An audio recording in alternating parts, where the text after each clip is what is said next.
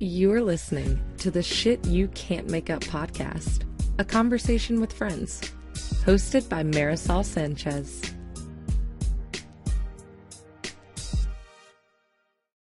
Hey folks, this is Sean, the producer of this episode. You'll hear from me at the end.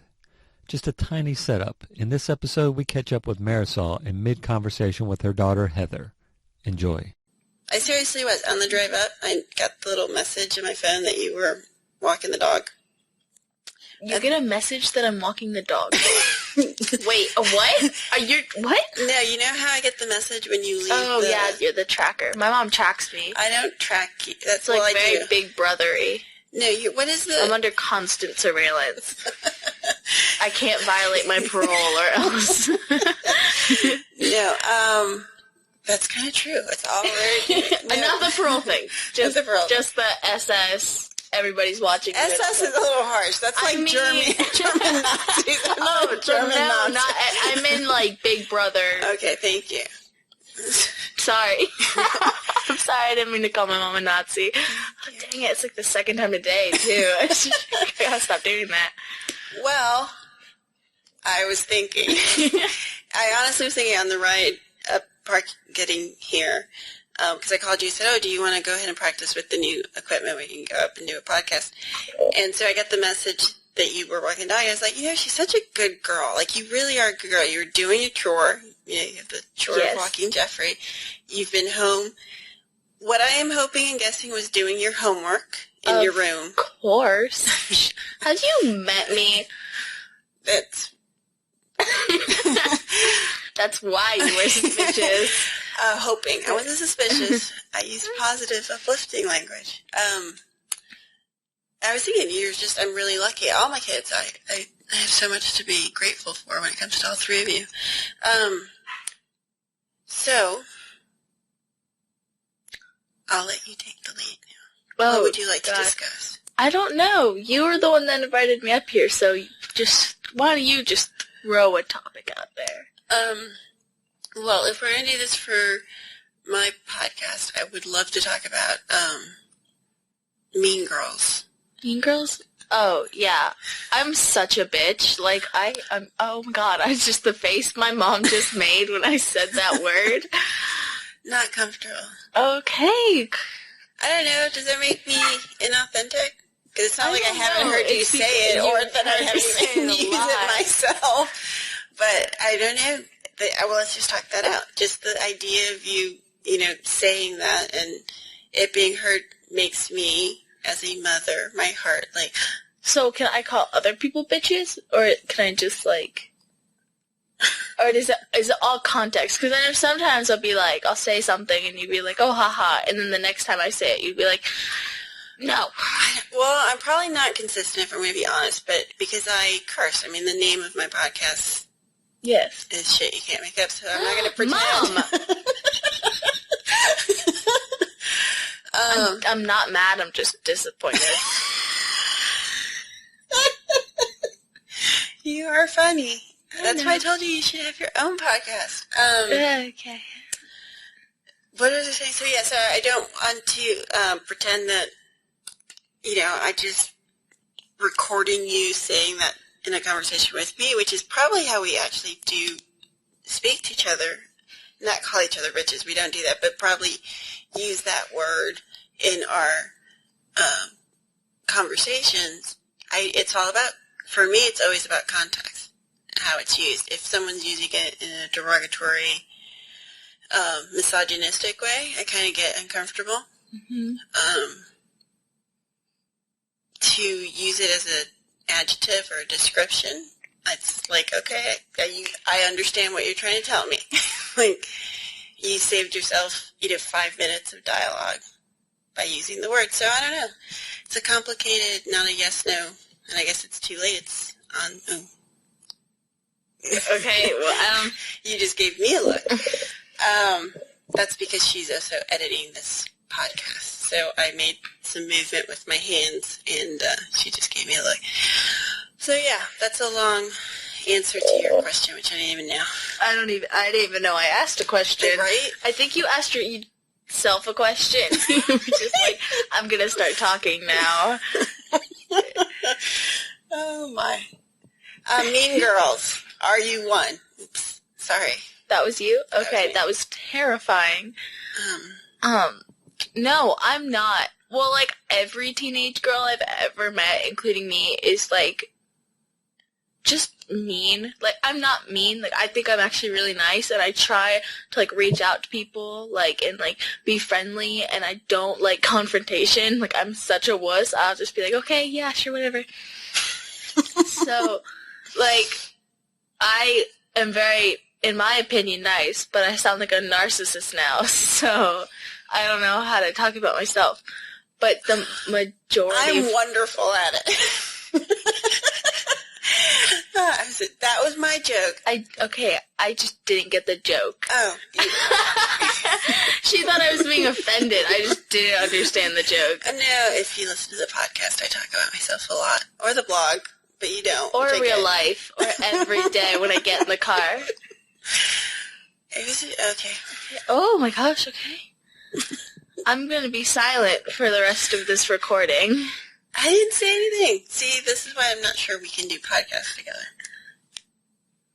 Oh, sorry. You're a very good editor. I know. Well, I've never tried this before, so who knows? These little sides that we're having is because she's wearing the headphones so she can hear everything. And as many of you have complained to me about my previous podcast, I did not pay attention to sound or anything. So she's doing that. She has the headphones, and she's can hear every little noise I make, and she gives me a look. So that's what the look she gave me was. And then I gave her a look earlier when she used the word bitch. Then I made a joke, self-effacing? Is that how you call it? I have no idea. Like when someone makes a joke about themselves. Egotistical? Vain? Conceited. And then we showed you a little bit of our dynamic, which was when I get her. I know that you guys probably can't tell from the recording, but she's currently beating me as we're speaking. Oh my god. Okay, just in case this ever gets played for a judge, could you clear it? Okay, my mom's not beating me. Please don't send me away. All right, so Mean Girls. So you think, I thought that was something interesting. You said you think all girls are inherently, I mean guys too. Like, people are just negative, like me, especially when they're teenagers. It's what they're conditioned to do. It's what girls are conditioned to do. You don't know how many conversations I've had with a girl where she started out like, I mean, I don't want to talk crap, but, and then gone on to just eviscerate somebody else and like, just, it's like a thing that everybody does. Everybody talks crap. I've had crap talked about me, and that's the thing, is that the difference between a mean girl and your friend is that your friend will be like, yeah, I was talking crap about you, or they'll like, you know, like they'll either own up to it or like try and limit the damage and make sure other people aren't being mean. A mean girl will just be like, yeah, that bitch, like she will just go behind your back in a million different ways. See, I think that's interesting because, when I think of Mean Girl, or what I was going to write about Mean Girls, is a mean girl to me is that archetype, the girl that has to isolate to feel better. Like she has to. I think it also comes out of a place of insecurity. I know it's like such a cliche, but like if you're like confident, then there's no reason that you should be mean to someone. Like, just for no reason. So I hear what you're saying about inherently, and I agree with you. I think all women are conditioned to be not necessarily mean girls, but be catty and competitive, and it's definitely something you don't see in the patriarchy. They're not out there. Guys are just, I'm going to be real, it's like girls are catty to each other, and then all the guys I know are just like super like racist, and that's like their thing. Like they are allowed to be jerks in that respect. That, and they have no respect for girls. Like it's a very different turn. Like everybody's an asshole, literally paused and mouthed the word so she'd be okay with it. And then I said it, and she still was like, my baby. But, yeah, I think that...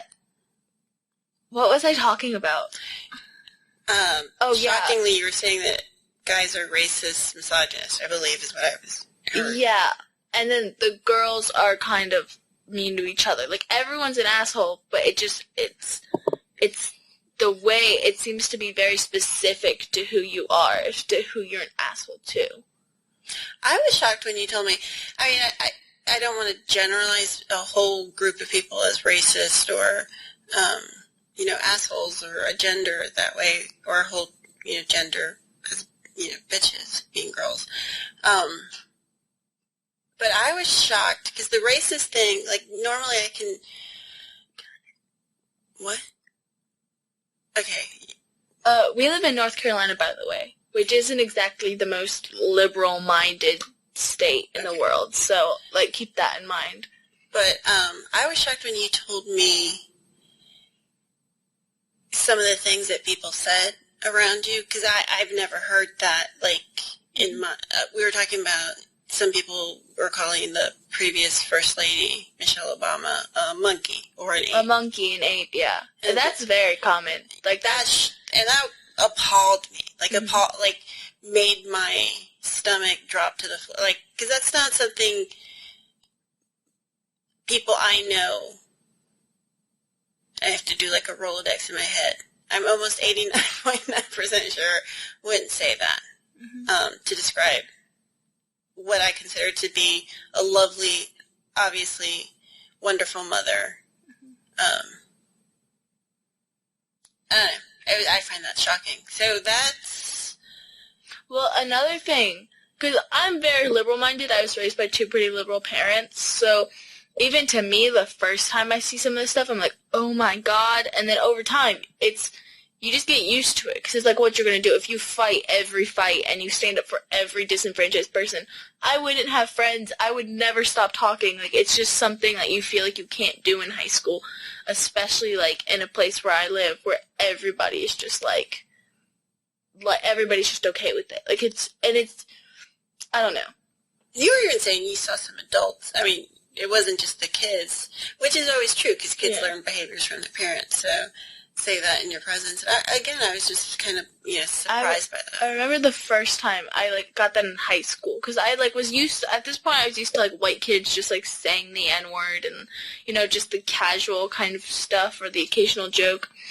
But the first time I saw this, the kids were taking willow branches, which if you have never seen a willow tree, they're like these long, thin branches that can be whipped, like a whip, and then they'd go up behind, all the black kids out of school and do that, and then say, get back to the cotton fields or something. And that's, that's happened that's just a thing that I see literally constantly.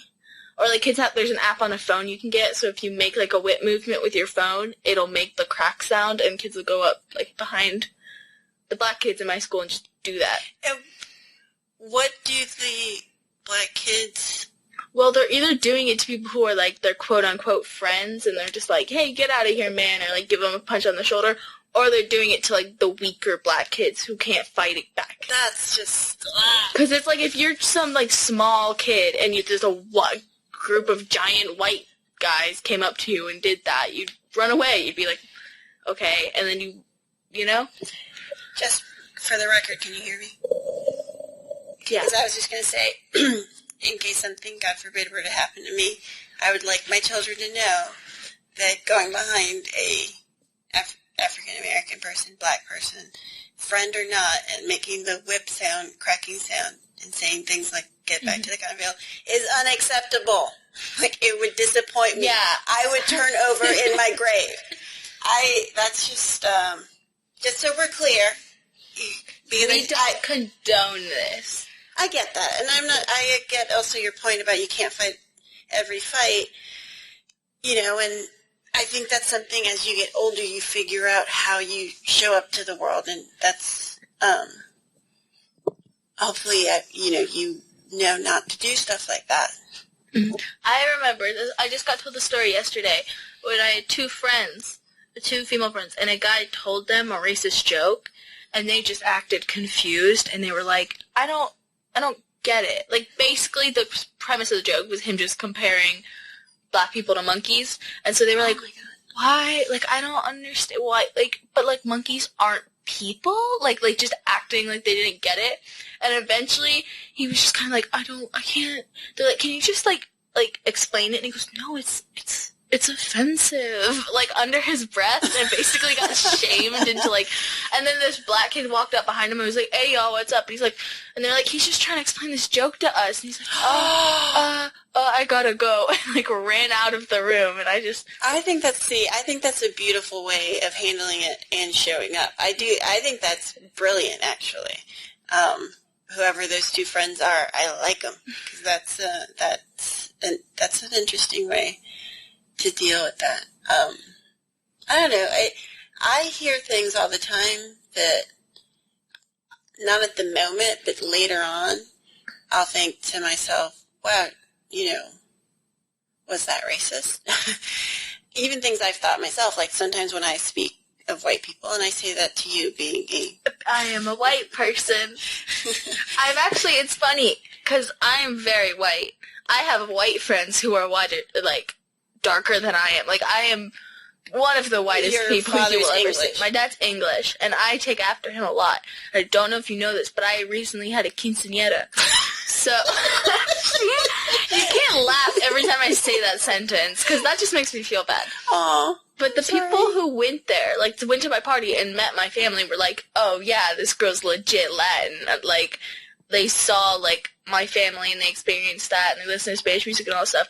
But the people that didn't go, I've recently learned that my nickname is that fake Mexican girl. And there's several kids in one of my classes who'll be like, they'll start, like, roasting each other, and then suddenly be like, at least I'm not a fake Mexican like Heather. And I'm like, I've never said I was Mexican. That's hilarious. Well, it's hilarious on so many levels, not just one. Like, the fact that they go to Mexican, like, we're Honduran and Spanish. I never said I was Mexican. Different continents, people. There's lots and lots. I know the Mexican thing is hilarious. I get that a lot. Mm-hmm. You know what? I put something up yesterday with Cinco de Mayo, and that's always the funniest because, all these funny memes and everyone's celebrating Cinco de Mayo, and I'm like, okay, but tomorrow we're going to go back to build the wall. It's like, Yesterday, Cinco de Mayo is one of my favorite holidays because it is, especially where I live, like in North Carolina, where people don't get history at all. They're like, Independence Day or whatever. Like, what Cinco de Mayo is, I think, like, don't quote me on this at all because I'm a foolish white person that doesn't get, like, I don't understand. But to my knowledge, it's like them winning a battle against the French or, like, winning a war against the French. Was it the French or the Spanish? I think it was the French or the Spanish, like, them winning some battle. People don't understand that. We'll look it up, and then we'll get back to you, because we're probably both wrong. Hashtag worst Mexicans. We're the worst Mexicans. Actually, I do know the story of Cinco de Mayo, but the details escape me. Yesterday I was going through my feed, and it was even people who I consider very close personal friends that I don't think are stupid were posting, like I was looking at my phone, and I was with my friend, and somebody had posted something with them and their friend, like, at a, like, some restaurant, and they, like, comment, like, they put under it, like, Happy Cinco de Mayo, and then I look closer, and I go, oh my god, and my friend goes, what? I go, they're at Moe's. She's like, no, they're not. And I was like, yes, they are. They're celebrating Cinco de Mayo by eating fake Mexican food. Like, it was just... And just as a side note, Lola, your younger sister, who's 11, got on the car yesterday and said, it starts telling me the story of Cinco de Mayo and the war. So we do know... But we don't listen to her, so... Again, it's not that. I'm just bad at details. You were right. Battle of Puebla was a victory over the French on May 5th, 1862. Yeah, that's some weird... Like, you know what's weird? I don't know if it's weird. And again, I don't even know if it's racist, but I find it to be true. Something that Americans don't do is know about other countries, politics, cultures. We barely know about our own country. Are you paying attention to the French I know some of this, but I literally only know anything because I watched John Oliver's amazing segment on it. So that's literally the only reason I know about it. Well, so there's two candidates. The election's tomorrow. So by the time this is done, the election will be over. But did you hear what happened today? No. Okay, so continue. You even know their names, which is more details than me. Marie Le Pen and then another man. And the way it's been described to me is one of them is generally inoffensive and unappealing to pretty much everyone. And then Marie Le Pen, who comes from a long line of racists, who is very much like the French female Trump, who's like, women shouldn't be able to wear hijabs in public, which is a weird thing that France is fighting for and keeps fighting for, but it's this whole thing where, like, France is, like, a super non-secular society. Like, you should be able to wear a cross either. Like, it's weird. But she's like, you shouldn't be able to wear hijab. Like, we shouldn't be bringing immigrants into France. And she has this one quote where she's like, they're going to come into your house and brutalize your wife and steal your wallpaper or something like that. And it was just like, what? She's endorsed by Trump. She's, like, her father's insane. Like, she had to kick her own father out of her party because of how just insanely, like, racist he was. And then the male candidate, what is probably the most titillating fact about him, and what is one of the reasons I love the French, is married to his old teacher. She's 21. Yeah, 21. Like, it's the same age difference as Melania and Trump. Yes, but she's 21 years old. She met him because he was a teacher at school. She was his teacher. She was his teacher, yeah.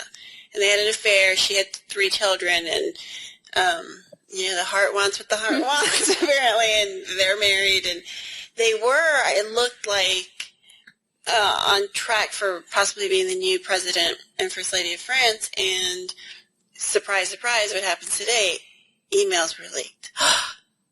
I've seen this play before. What was it? Oh, yeah.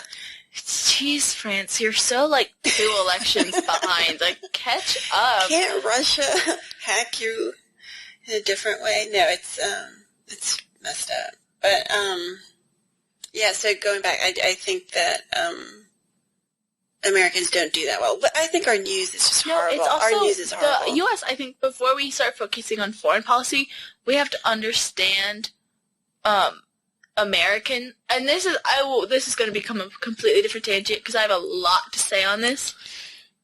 But it's like, if you took someone from, like, rural Kansas, like, in, like, an oil refinery town with, like, 2,000 people, and somebody from Los Angeles, and you switched their lives for even 2 days, that would just be crazy for both of them. Like, rural? It's a hard one to pronounce. Rural America and, like, the big cities have such an insane divide between them. And I've heard it, like, said that that's the difference between America and Europe, is that after World War II, Europe started a lot of, like, campaigns to get students traveling around Europe and, like, meeting people from Germany and Austria and England and France, like, going around and meeting people because you're a lot less likely to battle someone if you've met them and if you've, like, spent time in that country. We don't do that in the U.S. Like, that's why I think that people were so shocked when Trump was elected, because they don't understand a whole segment of the population. Like, if you look at a map, just demographically, like, left and right, this country is mostly red. Like, if you just took it at a map, you didn't take population into, like, account, it would be a sea of red, and the Democratic Party looks like a fringe movement, like, coming out of, like, these big cities, you know? Like, it's crazy, and yet, if you look at the television, you look at TV, you look at movies and stuff, it all takes place in New York, or London, or Los Angeles, or something like that, and if it does take place in a small town, it's making fun of that small town. Not always. I mean, Dawson's Creek was filmed here, and it wasn't making fun. I mean, I know, but this isn't a small town. I'm talking, like, 2,000 person Oh, you're talking oil. I'm talking like Rust Belt town. What I call the slit my wrist towns? Yes, which is awful. You realize how horrendously terrible that is, right? That's the writer in me. That's just a description of it. I wouldn't actually do it. It's when I drive through a town like that, that's the words that float into my head. It's not something that come from the heart. And obviously, in this day and age, post, 13, what is it called? Reasons why I'm not advocating suicide in any way. It's just my language. See, that's the idea that most people have of it, is slit your wrist towns, where it's like, these people aren't real people. I didn't say that. But that's generally what people think of it. No, you're taking my context and switching it. My context is, if I lived there, putting myself through what a typical day like that living there would be, that's why I say that it comes from a place of compassion and of not understanding it. But at least I understand enough to know it's complete. I am grateful that, but I also understand, there's this wonderful book, What's the Deal with Kansas, or What's Wrong with Kansas? And it talks to the exact point that it was written years ago. It was written, Matt Talby from the Rolling Stones, I think, wrote it. And if I remember someone's name, that's how much that book affected my politics, because it made, to your point, understand those people in those rural towns. Their life is completely different. I mean, it's completely different. You can even say it's closer to, I mean, it's... Well, another thing that so there is that separation, and then once you take that separation into account of, big city, rural living, then if you look at TV, like I said, everything takes place in New York, and, the redneck hillbilly, that is, the last segment of the population, for some reason, that we're just allowed to no holds barred make fun of, NASCAR. They're all inbreds, Duck Dynasty. Everything in our pop culture is meant to shame these people.